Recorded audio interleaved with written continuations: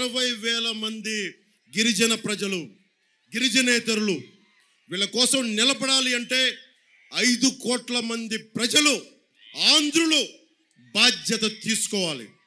ముంపు మండలాల కోసం ప్రత్యేకించి తెలంగాణ రాష్ట్రం, జై తెలంగాణ నినాదం ఇచ్చి మీరు రాష్ట్రం సాధించుకున్న తర్వాత కూడా పోలవరం కోసం 7 తెలంగాణ మండలాలు ఆంధ్రాలో కలిసిపోయినాయి. మీ మీద నేను ప్రత్యేక దృష్టి పెడతాను, మర్చిపోకున్నది మీకు మాటిస్తున్నాను ఈ రోజున. అలాగే 40 రూపాయల మందు మనం 200 రూపాయలు కొనడానికి సిద్ధపడిపోయాం. పోలవరం నిజంగా నిర్వాసితుల్ని బయటికి పడేయాలంటే అందరం కలిసి పైసా చొప్పున వేసుకుంటే ఒక్క 6 నెలల్లో 33,000 కోట్లు తీసుకొచ్చి అందరినీ బయట పడేయగలం, అందరినీ బయట గట్టు మీద తీసుకురాగలం. ఆ బాధ్యత జనసేన, ఎందుకు నాకు కరాటో రాంబాబు గారు చెప్పారు, ఈ బాధ్యత మీరు తీసుకోవాలి. నా జీవితాన్ని పణంగా పెట్టి ఇన్ని వేల మందిని ప్రభావితం చేశాను. వారి మీద గౌరవంతో చెప్తున్నాను. ఈ రోజున ప్రత్యేకమైన సెస్ వేసి 5 కోట్ల మంది ప్రజలు నాతో సహా, నేనైతే ఈరోజు చెప్తున్నా, పోలవరం నిర్వాసితుల కోసం నా వంతు సహాయంగా సెస్సే కనుక వచ్చే మనకి రాబోతున్న ప్రభుత్వం ముందుకు తీసుకెళ్ళేలా చేస్తాం. 5 కోట్ల మందికి ఆయన పోలవరం కోసం ఆయన 110 ఎకరాలు ఎలా ఇచ్చేశారో, ఆయన కుటుంబం 110 ఎకరాలు ఎలా సమర్పించుకుందో నేను ఈరోజు చెప్తున్నా. నాకు ఏడుపు, మన కోసం నలిగిపోతున్నాం. ఆ ఏడుపు గిరిజనులను చూస్తూ ఉంటే, ఇళ్లలో కూర్చొని ఇల్లు వాకిలు లేక తట్ట బుట్ట తీసుకొని నలిగిపోతా ఉంటే నేను చెప్తున్నాను ఈ రోజున, నా స్వంత డబ్బు 1 కోటి రూపాయలు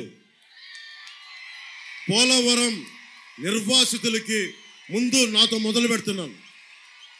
33,000 కోట్లలో 33,000 కోట్ల రూపాయలు కావాలి. నేను ఇంత ప్రజాభిమానం ఇచ్చాను మీకోసం.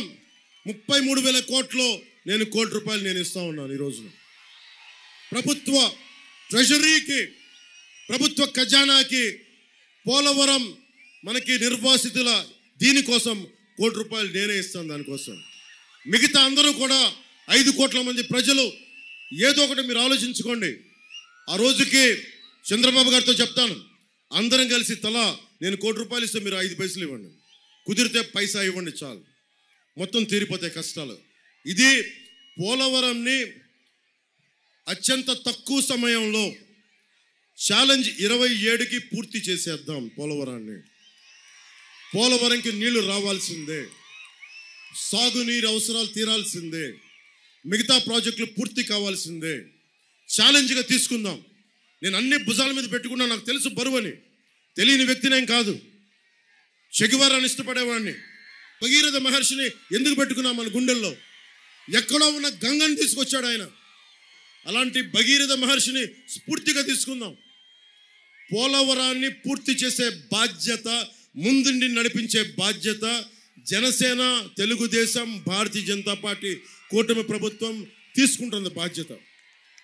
నేను మీ గళం అవుతాను. జగన్ ఎంత నీచత్వానికి ఒడిగడతాడంటే, ఇప్పుడు పొలాలు మనందరం నన్ను అడిగారు, రాజీవ్ సర్దేశాయ్ అని ఒక ఎన్డీటీవీ ఛానల్ అనుకో, ఆయన నన్ను అడిగాడు, మీ వల్ల కాపు సామాజిక వర్గం మీరు ప్రభావితం చేస్తారా అంటే, నేను ఒకటే చెప్పాను, మనందరినీ నీతో నాతో సహా మనందరం ఏ కులంలో పుట్టాలి మనకెవరికి చాయిస్ లేదు, ఏ ప్రాంతంలో పుట్టాలి చాయిస్ లేదు, కానీ మనిషిగా ఎలా ఉండాలా లేదా అనేది అయితే మటుకు చాయిస్ మనకు ఉంది. నేను జాషువా చెప్పిన విశ్వనరుణ్ణి, నేను అన్నీ బాగుండాలని కోరుకుంటాను.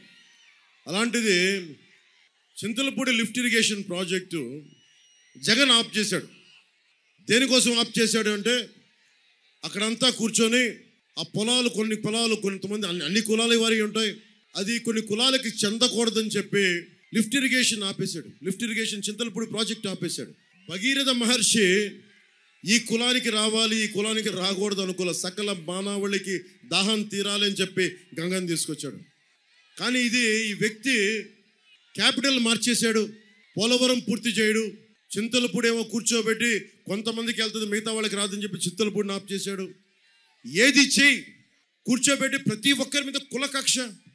కిర్లంపూడి సభలో మాట్లాడితే అందరు నన్ను అడుగుతారు, కూర్చోబెట్టి నన్ను కూర్చొని తెగ తిడతా ఉంటారు. కాపు సామాజిక వర్గానికి చెందిన ఎమ్మెల్యేలు తెగ తిడతా ఉంటారు నన్ను. కిర్లంపూడి సభలో చెప్పాను, మీరు ఏదైనా సరే ఒక మాట అనుకునేటప్పుడు పోలవరం ప్రాజెక్టు పూర్తి చేస్తాం, నిలబడాలని నేను చెప్పినప్పుడు నాకు తెలుసు అది ప్రాణానికి తెగిపోయేంత, ప్రాణాలు మెడకాయ తెగిపోయేంత బాధ్యతను తెలుసు. దేనికి తీసుకుంటాం, నిలబడాలి అని. దశాబ్దం ఒక మాట చెప్పారంటే నిలబడిపోయా, 2 చోట్ల ఓడిపోయినా నిలబడిపోయా. అలాగే ఎంఆర్పిఎస్ ఉద్యమం ఉంది, వర్గీకరణ కోసం మందకృష్ణ మాదిగ గారు 2.5 దశాబ్దాల పైన నలిగి ఈ రోజున ప్రధానమంత్రి గారు గుర్తించే స్థాయికి ఆయన ఒక ఉద్యమాన్ని నడిపారు. అలాగే కాపు రిజర్వేషన్ ఉద్యమం ఉందనుకోండి, ఒకటి ప్రారంభిస్తే బాధ్యత ఎత్తుకుంటే దానికోసం జరగనివ్వకపోతే అది వేరే విషయం, నిలబడాలి. చింతలపూడి ప్రాజెక్ట్ ఏమో అది కమ్మవారికి వారికి ఉన్న పొలాలకు వెళ్తున్నాయని చెప్పి, అది కమ్మవారికి పొలాలు పక్కన ఉన్నాయని చెప్పి వాళ్ళకి చింతలపూడి ప్రాజెక్టు ఆపేశారు. ఏదైనా మాట్లాడితే కూర్చోబెట్టి కాపులకి రిజర్వేషన్ ఇవ్వకూడదంటే అది కేంద్రంలో పాలసీ, అది మర్చిపోదాం, దాన్ని జగన్ సంగతి, అది అతని ఆలోచన కాదంట్లా. మరి వాట్ అబౌట్ ఈ ఈబీసీకి ఏమైంది? ఎకనామికల్లీ బ్యాక్వర్డ్ క్లాస్, ఆర్థికంగా వెనకబడ్డ కాపులకి ఎందుకు నువ్వు చేయలా, ఎందుకు మాట్లాడలా? మన కాపు సామాజిక వర్గం నాయకులు కూడా ఇదే మాట్లాడారు, వైసీపీలో కాపు సామాజిక వర్గానికి నాయకులకు కూడా. మీరు కనీసం ఈబీసీ రిజర్వేషన్ 5% ఒకేసారి మీకు ఇబ్బంది అనుకుందాం, 0.5% కూడా ఇవ్వలేరా మీరు? 0.5% కూడా చెప్పలేరా? అంటే ఎందుకని అంటే నన్ను కూర్చోబెట్టి నేను అందరినీ ప్రభావితం చేస్తానని. నిజంగా కాపు సామాజిక వర్గం అంతా మొత్తం నాతోటి సంపూర్ణంగా ఉండుంటే ఈరోజు నేను రాష్ట్రాన్ని వెళ్ళే స్థాయి ఉండేది కదా నాకు. అవన్నీ ఎందుకు చేయలేం? ప్రజల గుండెల్లో, ఎందుకంటే ఒక్క కులం వల్ల రాజకీయాన్ని నడపలేం. నాకు ఆ గౌరవం ఉంది. చంద్రబాబు గారు, నేను పొద్దున్నే సిద్ధార్థనాథ్ సింగ్ గారు, నేను కూర్చొని, మేము ముగ్గురం కూర్చొని మేనిఫెస్టో రిలీజ్ చేశాం. మనం ఇచ్చిన మేనిఫెస్టోకి కేంద్ర భారతీయ జనతా పార్టీ మద్దతు తెలిపింది. వైఎస్ జగన్ మాట్లాడుతూ ఉన్నాడు కూర్చోబెట్టి, ఆయన మోడీ గారి ఫోటో వేయొద్దని. మోడీ గారి ఫోటో వేయొద్దని చెప్పి జగన్మోహన్ రెడ్డి చెప్పారా? నీకు మోడీ గారికి అంత పరిచయం ఉందనుకుంటున్నావా? 30 కేసులు పైన ఉన్నాయి నీకు. నేను ప్రత్యేకించి ఈ రోజున వైసీపీకి ఇక్కడ పోలవరం మొత్తం ఎందుకు ఓట్లు వేయకూడదు మీకు చెప్పాను. ముఖ్యంగా land titling act, Jagan land grabbing act. అది ఇప్పుడు మీరు ఉదాహరణకి అక్కడ ఆవిడ బిడ్డను పట్టుకుంది, ఆవిడ ఆ జీప్ మీద, ఆ బండి మీద, మీరేనమ్మా, మీ బిడ్డకి ఆస్తి ఇవ్వాలని కోరుకుంటారా మీరు? మీకు మీ నాన్నగారు ఆస్తి ఇచ్చారా? ఎంతో కొంత, 1 ఎకరమో చిన్న పొలమో ఇచ్చారా మీ నాన్నగారు? మీకు ఎంతో కొంత ఉందమ్మా, ఒక చిన్నపాటి ల్యాండ్ ఉందమ్మా మీకు? ఒక 1/2 ఎకరమో చిన్నపాటి జాగా ఉంది కదా మీకు? రేపు పొద్దున Jagan land titling act, Jagan land grabbing act కనుక వస్తే మీరు మళ్ళీ జగన్ని చూద్దాం, తండ్రి లేని బిడ్డ అని చెప్పి మీ గుండెలు కరిగిపోయి మళ్ళీ మీరు వెళ్ళి ఓటేస్తే ప్రాణాలు తీసేస్తాడు, సారాలతో చంపేస్తాడు, రక్తాలు తాగేస్తాడు, అది వేరే విషయం. అవన్నీ కాకుండా ఈ నేల ఎవరిది? మనకి వారసత్వాలుగా కొంతమందికి వచ్చింది ఈ నేల. ఉదాహరణకి ఇప్పుడు జగన్ ఏం చేశాడు? పాస్పోర్టే ఉంది, భారతదేశపు పాస్పోర్టు, లైసెన్స్ ఉంది, డ్రైవింగ్ లైసెన్సు. భారతదేశ పాస్పోర్ట్ మీద ప్రధానమంత్రి గారు మోదీ గారు అయ్యారని చెప్పి ప్రధానమంత్రి గారి ఫోటో వేసుకోవట్లేదు కదా. అలాగే డ్రైవింగ్ లైసెన్స్ మీద ఆంధ్రప్రదేశ్ రాజముద్ర ఉంటుంది, లేదంటే Indian union motor driving licence అని ఉంటుంది, కానీ జగన్ ఫోటో ఉండదు. మన దరిద్రం ఏంటంటే ప్రతి పాస్ పుస్తకం మీద ఒక చిరాకైన నవ్వుతోటి జగన్ ఫోటో కనిపిస్తుంది. నీ ఫోటో ఎందుకు వేసుకోవాలయా? మీరు అడగాలి. యువత పవర్ స్టార్ అని మాట్లాడతారు మీరు కూర్చోబెట్టి. మీరు అడగాల్సింది జగన్ని. ఈ కోపం, ఈ స్లోగనీరింగ్, వైసీపీ వాళ్ళ మీద చూపించండి, వాళ్ళ నాయకుల మీద చూపించండి. మీ ఫీజు రీఎంబర్స్మెంట్లు మీకు వచ్చినాయి? ఎవరికన్నా ఫీజు రీఎంబర్స్మెంట్లు వచ్చినాయా మీకు? ఫీజు రీఎంబర్స్మెంట్ రాకపోతే ఏం చేస్తాం? ఎవరిని అడగాలి? కోపాన్ని ఎవడు మీరు చూపిస్తాడు? ఎన్నికల్లో మీరు చూపించాలి మీరు. అలాగే land titling act, Jagan land grabbing యాక్ట్కి మన పాస్ పుస్తకాల్లో జగన్ బొమ్మ వేసేసుకున్నాడు. మనకి సరిహద్దు రాళ్లలో జగన్ బొమ్మ. వీళ్ళకి ఇప్పటి నుంచి కాదు, జగన్ కుటుంబీకులకి వాళ్ళ తాతగారి దగ్గర నుంచి పక్కనోడి ఆస్తి లాక్కోవడం చాలా ఆనవాయితీ వాళ్ళకి. దానికి ఇన్సిడెంట్ కూడా చెప్తా. వెంకట్ నరసాయి గారు అని చెప్పి రైల్వే కోడూరులో వెరైటీస్ మైన్, ఆయనకి పాప అక్కడ ఉన్నాయని కనిపెట్టిన వ్యక్తి, గుర్తించిన వ్యక్తి.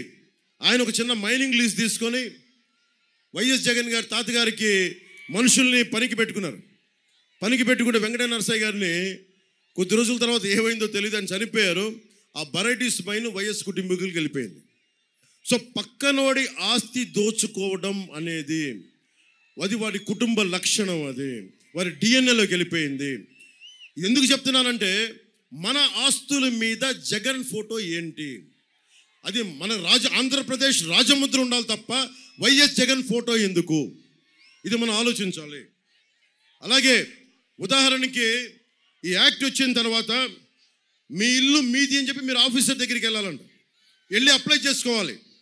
మళ్ళీ ఓకేని పెట్టకపోతే మళ్ళీ సంతకం మళ్ళీ గుర్తించరు. పోనీ మీరు కొంతకాలం వేరే ఊరు వెళ్ళారు అనుకుందాం, వైసీపీ నుంచో వాళ్ళ నాయకులు సజ్జల రామకృష్ణారెడ్డి గారు కానీ మిథున్ రెడ్డి గారు కానీ వాళ్ళ మనుషులు మీ ఇల్లు ఆక్రమించేశారు అనుకో, ఆక్రమించేస్తారు.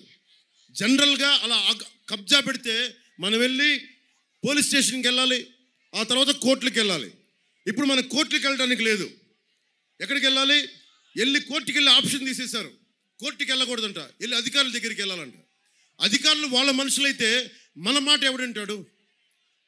ఈరోజు చూశారు కదా, చిన్నపాటి పని చేసుకోవాలంటే వాళ్ళ అధికారులు చెప్పకపోతే మన మాట వింటల్లా. అలాంటిది మన మాట ఎవరు వింటారు? వెళ్ళి వాళ్ళ చెంచా వాళ్ళ కింద పనిచేసే ఆఫీసర్ దగ్గరికి వెళ్ళాలి. వాళ్ళ కొత్త రూల్ ప్రకారం మన ఆస్తులకి డాక్యుమెంట్స్ ఉండవు, ఒరిజినల్స్ అన్నీ వాళ్ళ దగ్గర ఉంటాయంట. కేవలం జెరాక్సే మన దగ్గర పెడతారంట. ఈ జెరాక్స్ ఇచ్చి వీళ్ళు ఏమైనా చేయొచ్చు. దున్నేవాడిది భూమి అన్నాము. రాంబాబు గారిని అడగండి, వామపక్ష ఉద్యమాల్లో తిరిగి మనం అర్థం చేసుకున్న వ్యక్తి. దున్నేవాడిదే భూమి, దున్నేవాడిదే భూమి అని ఒక వామపక్షం ఒక స్లోగన్, అది నినాదం. కానీ ఇక్కడ దున్నన ప్రతి భూమి వైఎస్ జగన్దే అయిపోతారు. ఇప్పుడు భవిష్యత్తులో ల్యాండ్ గ్రాబింగ్ యాక్ట్ వస్తే ఉండని ప్రతి ఇల్లు వైసీపీ నాయకులది అయిపోద్ది. దున్నే ప్రతి భూమిని తాకట్టు పెట్టేస్తారు, ఉండే ప్రతి ఇల్లుని తాకట్టు పెట్టేస్తారు. మన ఆస్తుల మీద మనకి హక్కు లేకుండా చేస్తున్నారు. ఇక్కడ ఆడబిడ్డలు ఉన్నారు, మీ బిడ్డలకి ఎవరైనా పెళ్లి చేయాలంటే మీరు కూర్చోటి పసుపు కుంకాల కింద స్టాంప్ పేపర్లు ఇస్తాం వచ్చిన అల్లుడికి. రేపు పొద్దున ఎక్కడ ఏమి ఇస్తాం? జెరాక్స్ ఫోటోలు ఇస్తే మనకి తీసుకుంటారా? ఒకసారి ఆలోచించండి. ఇవన్నీ జెరాక్స్ ఇస్తే పెళ్ళిళ్ళు జరుగుతాయా? రేపు పొద్దున కష్టం వచ్చింది, బ్యాంకులు ఒరిజినల్ స్టేట్మెంట్స్ అడుగుతాయి. దానికి ఎవరు దానికి ఏం వివరణ ఇచ్చారు వైసీపీ వాళ్ళు? రేపు పొద్దున కష్టం వచ్చింది, పక్కనకి వెళ్ళి మనం కూర్చోబెట్టి తనఖా పెట్టాలి అంటే, వడ్డీ వ్యాపారి దగ్గరికి వెళ్ళాలి అంటే, మనం తెలిసిన వాడి దగ్గరికి వెళ్ళాలంటే ఒరిజినల్ డాక్యుమెంట్స్ అడుగుతారు. ఒరిజినల్ డాక్యుమెంట్స్ లేకుండా ఫోటో స్టాట్ ఇస్తారంటే ఎవరు తీసుకుంటారు? సో దీన్ని దృష్టిలో పెట్టుకొని ఇది ఒక అరాచక ప్రభుత్వం. ఇది 5 సంవత్సరాలు విధ్వంసం క్రియేట్ చేశారు. ఇంకొక 5 సంవత్సరాలు మనం భరించలేము ఈ ప్రభుత్వాన్ని. పొద్దున్నే చంద్రబాబు గారు, నేను, సిద్ధార్థనాథ్ సింగ్ గారు మన కూటమి మేనిఫెస్టోని విడుదల చేశాం.